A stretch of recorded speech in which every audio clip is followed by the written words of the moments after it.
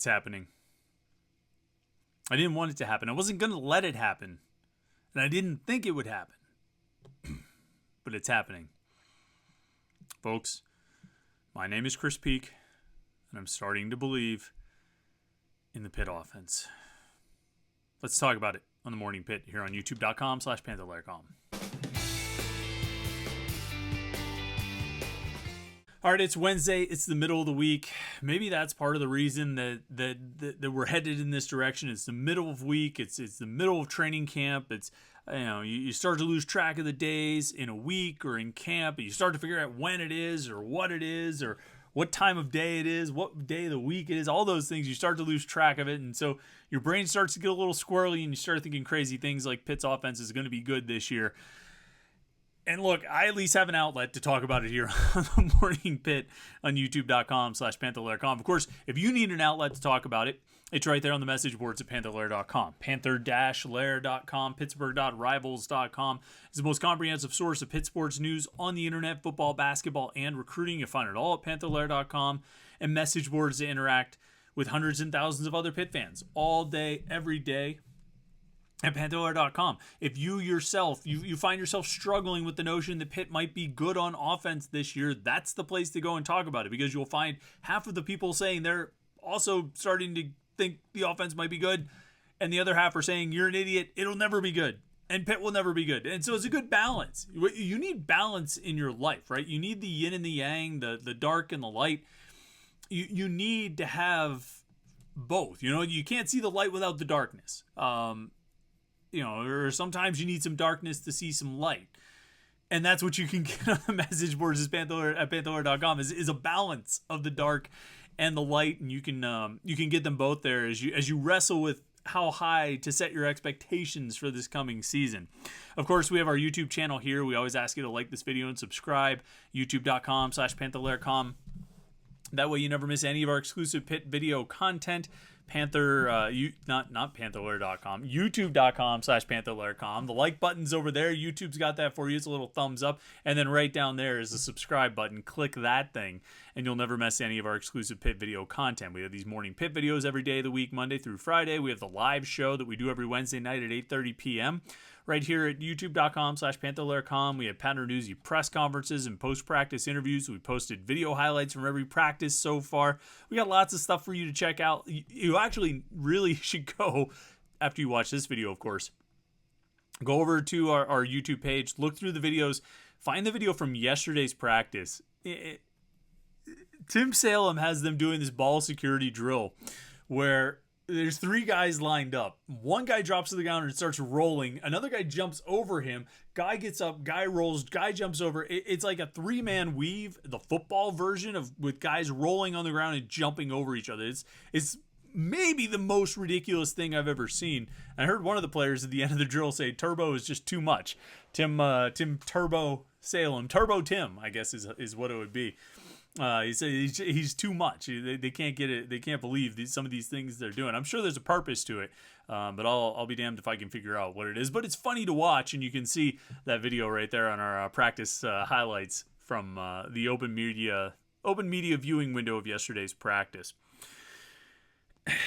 And if there was anything really that came out of yesterday's practice, I mean, aside from funny videos like that, it's this growing sense of optimism about what Pitt's offense might be. And I'm as concerned about this as anyone, because I think if you go back, I mean, if you've watched these videos for the past 8 months, if you've watched the live show for the past 8 months, I mean, all summer, certainly we've talked about it. I'm not over the top bullish on this offense. I'm very much taking a wait and see position because I don't know. I don't know about Phil Dracovic. I don't know about Frank Cignetti with this offense. I don't know about this wide receiver core. I have a lot of question marks about everything, basically everything except for the offensive line. Do they have backs that can replace the production they got from Israel Abanikanda, even if it has to happen by a group? Are the tight ends actually going to be involved and make a positive impact beyond Gavin Bartholomew jumping over a guy from Tennessee? I have questions about just about everything regarding this offense. Again, other than the offensive line. And I've said those questions over and over again. I mean, you can look back at Morning Pitt videos where I talked about the wide receivers and how concerning those guys were. And I mean, on and on. And I've said that. And anytime anybody's asked me, I say, I don't know. I don't know how the offense is going to be because I don't know how Phil Dracovic is going to be, among other things. And I've talked about how the offense is what ultimately cratered their season. I shouldn't say cratered. They won 9 games last year, but they went 8-4 in the regular season. They should have been 10-2 if not for the offense. The offense was ultimately the reason they went 8-4 instead of 10-2. They could have been back in Charlotte playing for the ACC championship again, but the offense held them back. The offense cost them the wins that would have gotten them to Charlotte. And I don't know if they would have beaten Clemson, but they could have been at least back there and made the ACC title game 3 times in 6 years? 18, 19, 20, 21, 22, 20. No, 3 times in 5 years. 18, 21, and 22, including back-to-back appearances. That's where they should have been, but the offense held them back. And so I've been I've held back. I have not pushed on the optimism because last year I did. Last year I talked a lot about Keaton Slovis, about how good he was going to be, and how good Konate Mumfield was going to be, and how good Izzy Abanikanda was going to be, and 1 out of 3 ain't bad, with all due apologies to the great Meatloaf. I talked a lot about how good I thought the offense would be, and it ultimately wasn't. And I think it wasn't for a variety of reasons. And, probably the biggest was a disconnect on a number of levels between the offensive coordinator and the quarterback. That one, the coordinator didn't necessarily call the best offense for the quarterback. The quarterback didn't necessarily operate it the best either. And I didn't see that coming. Maybe I should have. Maybe I should. I don't know, but I definitely got it wrong. When I talked up the expectations for the offense last year, I definitely missed that key factor of that disconnect. But here we are, and it's August 16th. We're getting closer and closer to the start of the season. Another week of training camp after this one, and then they'll be into the regular game week prep to get ready for Wofford. And I'm sitting here and I'm starting to get some feelings about this offense. And some of it, a lot of it came from yesterday. And some of the things we heard about the scrimmage over the weekend. And in talking to people about the scrimmage over the weekend, they had a scrimmage on Saturday morning at Acrisure Stadium. And in talking to people about that scrimmage, we heard good things about the offense. We sort of heard it, in chats or off the record, hey, what was up with the scrimmage? What have you heard? And this and that, and second hand, third hand. Oh, well, the offense looked good. Phil did this, or this looked good, or this looked good. And so we heard all these things, and then we get to Pat Narduzzi yesterday, and he starts talking about how the offense was completing a bunch of deep passes, and that they're really good at completing the deep passes. He said, let me bring up his quote just to get the exact wording. Says, they've gotten really good at throwing the deep ball. Phil, Christian, and Nate all had big plays in the scrimmage as far as big passes. I would say just the explosiveness on our offense in the passing game was there in a big way. So he starts saying that. And we start asking more questions about it. And then we asked Bub Means about it after practice. And we asked Frank Signetti, the offensive coordinator, about it after practice. And they're talking about how some of these things are connecting. Some of these things in the passing game and some of these things in the offense are connecting downfield. You start saying, we were hearing some rumors about that happening in the scrimmage. Now they're talking about it on the record. I'm asking other people who, to be honest, last year at this time were not optimistic about the offense. People who last year at this time felt like the offense was going to take not just a little step back. There was some expectation of a little step back from 2021-22 when you don't have Kenny Pickett anymore. But there were people who thought it would be, like people I talked to last August who said it's going to be a big step back and it's going to be a long season. It's going to be a tough season for this offense as it tries to grow. And I took that under consideration, somewhat dismissed it, but kept it in the back of my mind as we went through that season last year. Those same people are now saying, I think we're going to be better on offense this year. Think it's going to be some steps forward. Think it's going to be some improvement on offense for a variety of reasons. And so I've got people I trust who were ultimately right about the offense last year saying that it's going to be better this year. We've got Pat Narduzzi talking up some completed deep passes and Frank Signetti talking about Phil Dracovic and the players and just sort of generally looking around at things and saying, I think it might be better. I think it might be an improvement. I think I might start getting bullish on this offense. And I'm trying to hold it back. I'm trying to contain it. I'm trying not to be ridiculous about the expectations for this offense. I'm trying, rather be pleasantly surprised than disappointed, right? But that momentum is growing. The hype train. And I don't know if I would say there's a hype train. I think the Loyal Sons have the hype train for the offense, or at least for Phil Dracovic. We'll give that to those guys. The Loyal Sons can have the Phil Dracovic hype train. I've got my own hype trains I'm driving. Bub Meads, Bengali Kamara. Those are the main ones. So I'll just stick on those tracks. I'll blow the train whistles for those guys. And I'll let the Loyal Sons go for Dracovic and the offense as a whole. But the reality is that it's gaining a little bit of steam. And I think there's a few reasons why, if you're looking for a reason, if you're looking at me and you're saying like, all right, I don't care that Frank Cignetti said it in an interview. And actually at the top of the screen, you can see that's the, go to the front page of Panther-Lair.com. You can read that Cignetti article. It's a transcript with a video. Pretty good comments from Cignetti about the offense. But if you want to say, Chris, I don't care what you're hearing, little, whispered off to the side, or what even, I care even less than what they say in on the record comments. You don't believe any coaches or players when they talk on the record in front of cameras and microphones. Want to see what reasons are there to believe that this will get better from last year? It can't be as simple as, well, Keaton Slovis is gone and Phil Dracovic is here. It can't be that easy. There's got to be more to it. And I think there is. I think there are a few things that you can point to and say, okay, there might actually be something to build on there. And the first one is the offensive line. All right. I think this offensive line is going to be really good. And I have some evidence to believe for why I believe that. And my evidence is last year, when basically all of these guys were the offensive line last year. They're ultimately replacing one starter from last year. I mean, when you come down to it, never mind Jake Crater, or never mind Gabe Hoy, never mind Owen Drexel, never mind Carter Warren. Those guys barely played. The only starter they're really replacing on the offensive line from last year is Marcus Minor, the starting left guard. Everybody else, Drexel, Hoy, Warren, all got hurt. And that led to extra opportunities for Matt Gonsalves, Branson Taylor, and Blake Zabovic. So you're really just replacing one starter. And the starter you're replacing, Marcus Minor, you're replacing him with probably Ryan Jacoby, possibly Ryan Baer.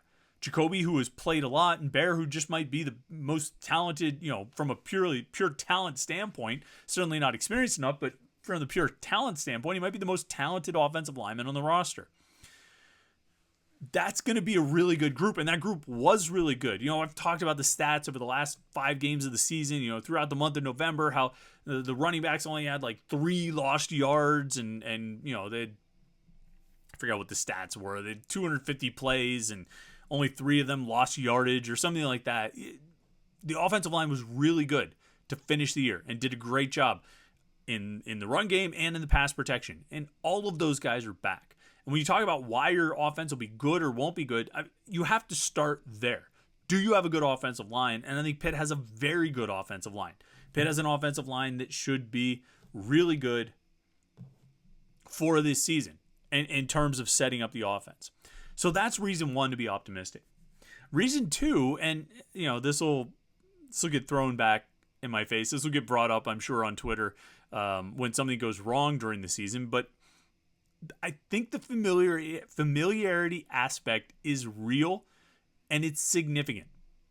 I really do. And that has a lot of applications. It's Phil Dracovic and his familiarity with the offense, but it's also Bub Means and his familiarity with the offense, and Kenate Mumfield and his familiarity with the offense, and Gavin Bartholomew and Carter Johnson and their familiarity with the offense, and Rodney Hammond and Daniel Carter, their familiarity with the offense, Sebo Flemister, his familiarity with the offense. This offensive line, even though I think they're a really talented and experienced group, they've got a year of experience in this offense, and I don't think that's unimportant.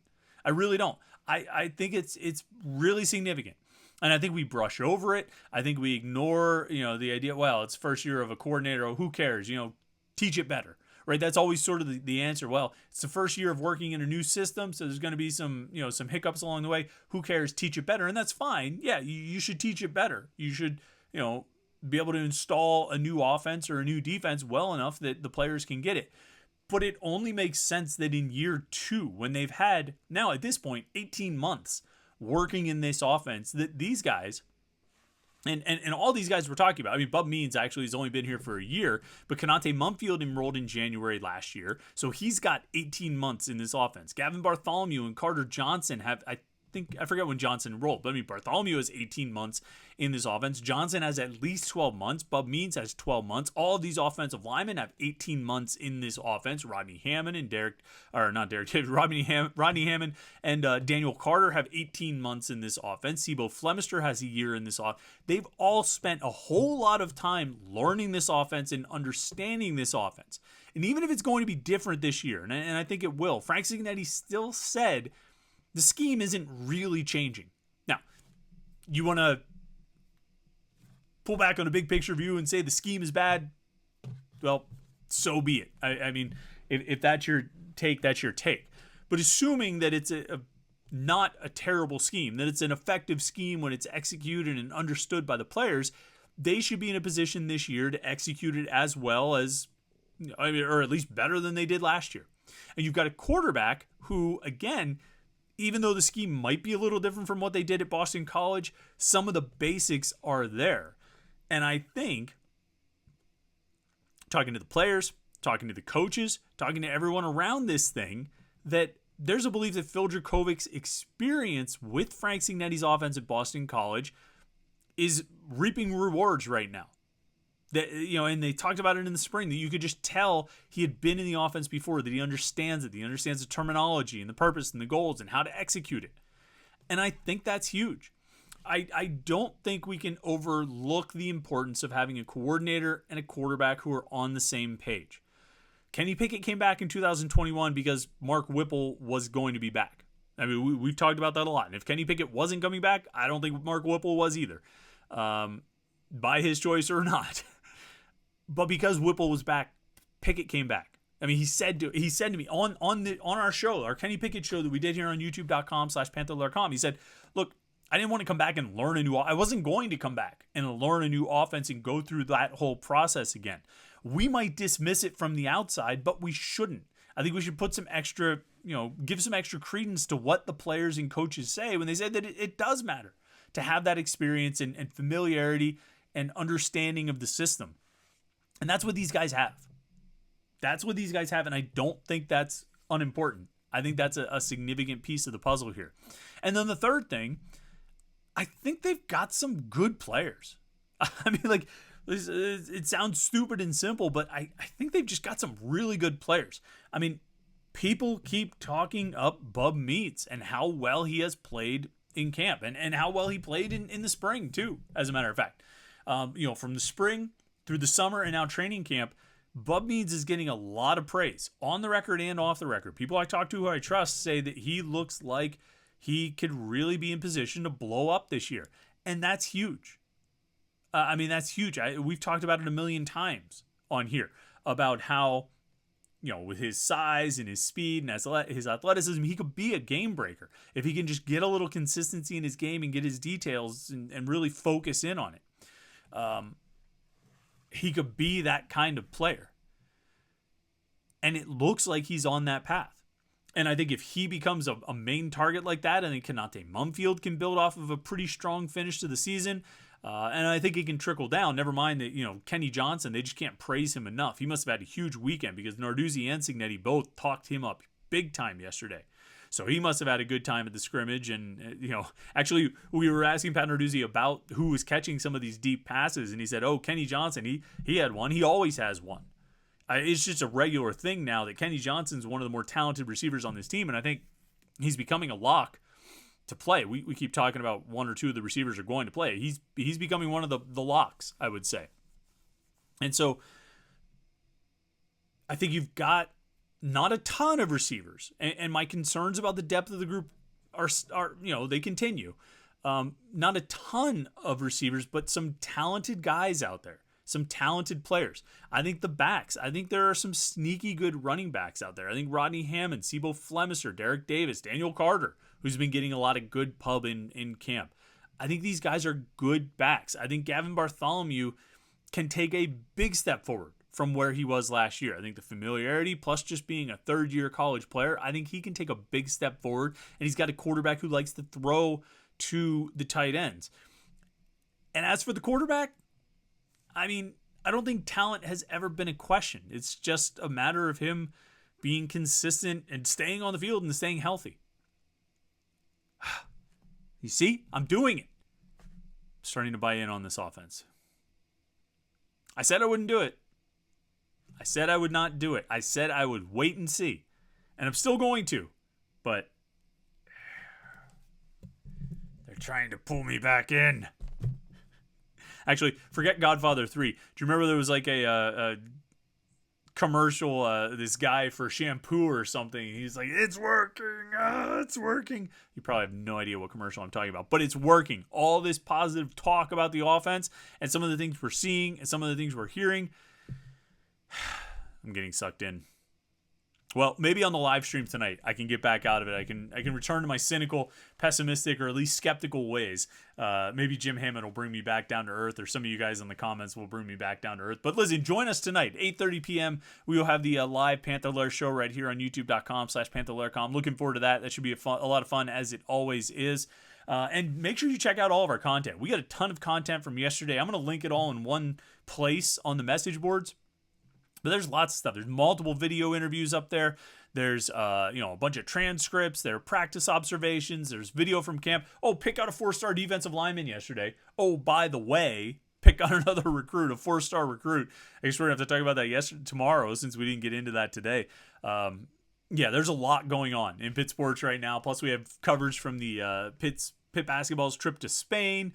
And some video breakdowns of some of the newcomers on the basketball Panthers. So we got a lot going on at Panther-Lair.com. Make sure you go check it out. Panther-Lair.com, Pittsburgh.rivals.com. And make sure you subscribe right here, youtube.com/Panther-Lair.com. Like this video and subscribe so you never miss any of our exclusive Pitt video content. All right, we'll be live tonight at 8:30 p.m. for the live Panther-Lair show. And then we'll be back tomorrow morning for another Morning Pitt. Right? Yeah. I lost track of my thought there because I had training camp this morning, live show tonight, and then another Morning Pitt tomorrow morning. So we're going to have plenty for you right here. youtube.com/Panther-Lair.com.